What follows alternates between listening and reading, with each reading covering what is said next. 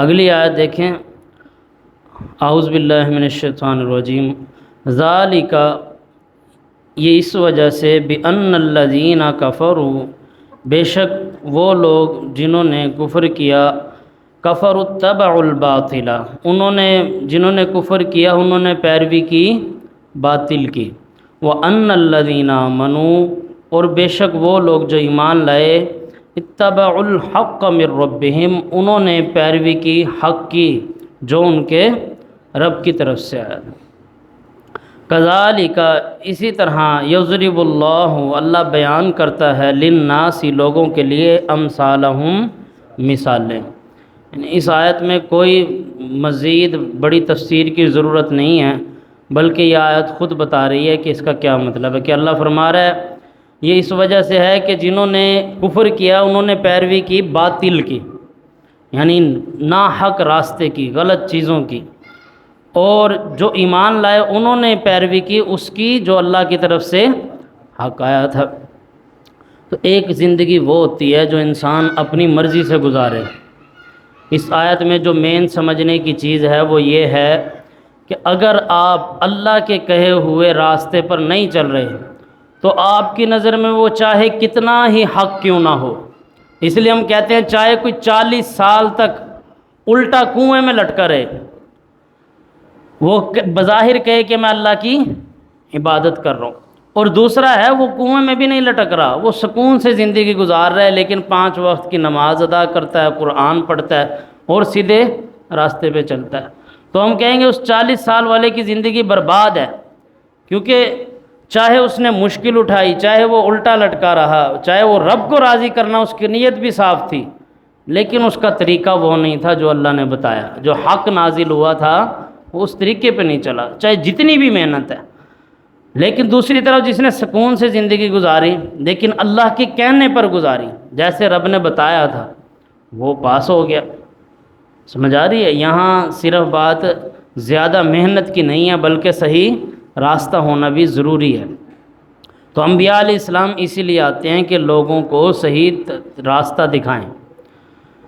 لوگ چاہے اپنی طرف سے جتنی مرضی کوشش کر لیں لیکن اس مقام پر نہیں پہنچ سکتے کہ اللہ کی جنت میں داخل ہو جائیں جب تک کہ وہ اللہ کے بتائے ہوئے طریقے پہ نہ چلیں۔ یہاں میں اکثر ایک مثال یہ دیتا ہوں کہ حضرت یونس علیہ السلام مچھلی کے پیٹ میں پھنس گئے،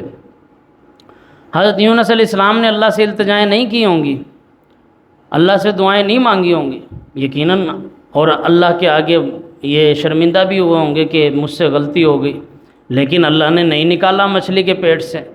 جب تک نہیں نکالا تب تک اللہ رب العالمین نے جو الفاظ یونس علیہ السلام کے دل میں ڈالے تھے کہ تو یہ الفاظ کیا ہے کہ لا الہ الا انت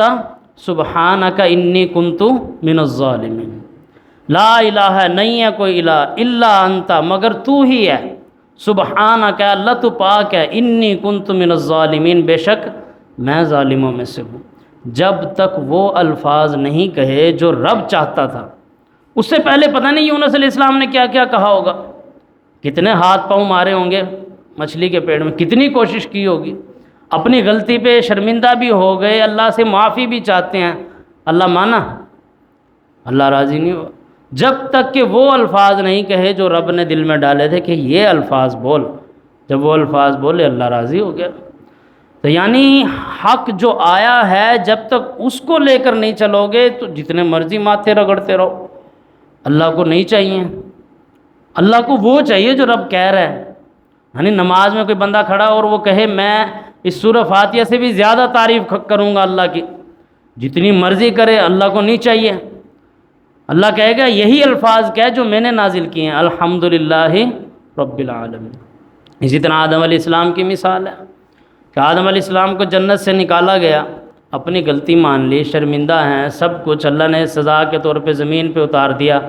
ابھی بھی اللہ راضی نہیں ہے۔ پھر اللہ رب العالمین نے الفاظ سکھائے آدم علیہ السلام کہ تو اپنی زبان سے کہہ ربنا ظلمنا انفسنا، اللہ کہتا ہے ہم نے آدم کو یہ الفاظ دیے۔ جب اللہ نے جو خود الفاظ دیے تھے وہ الفاظ آدم علیہ السلام نے اپنی زبان سے ادا کیے تو رب مانا، تب رب راضی ہوا۔ یہ ہے کہ اللہ فرما رہا ہے کہ وَأَنَّ الَّذِينَ آمَنُوا اتَّبَعُوا الْحَقَّ مِن رَبِّهِمْ، بے شک وہ لوگ جو ایمان لائے وہ اپنی مرضی پر نہیں چلتے، وہ اتباع کرتے ہیں رب کے دیے ہوئے حق کی۔ بھائی اپنی مرضی پہ چلنا بڑا آسان ہوتا ہے، یعنی دین کا کچھ حصہ لے لیا کچھ چھوڑ دیا، یہ بھی بڑا آسان ہے۔ ایک چیز جو ہمیں سمجھ آ رہی ہے، چلو جی نماز پڑھ رہے ہیں لیکن جھوٹ ہم سے نہیں چھوڑا جاتا۔ آج مسلمان کہتے ہیں نا او جی کاروبار میں اگر جب تک جھوٹ نہ بولیں کاروبار